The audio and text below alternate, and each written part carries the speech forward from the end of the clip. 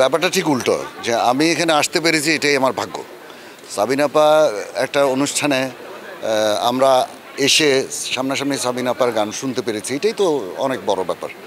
ওনার মতো বললাম তো, আমি স্টেজে বলছিলাম বাংলাদেশের সবচেয়ে বেশি জনপ্রিয় গান ওনারই।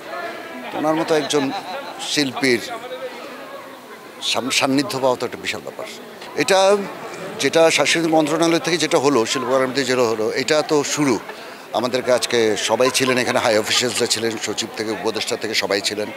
তারা তো বললো যেটা শুরু। এই ধরনের অনুষ্ঠান আসলে হওয়া উচিত, কারণ হচ্ছে যারা কিংবদন্তি শিল্পী তাদের জীবদ্দশাতেই তাদের সম্মান দেওয়াটা অনেক অনেক বড় ব্যাপার।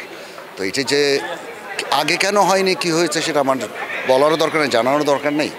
কিন্তু এখন যেটা শুরু হয়েছে এটা আমার কাছে অত্যন্ত ভালো লেগেছে এবং এটা আশা করছি এটা চলবে।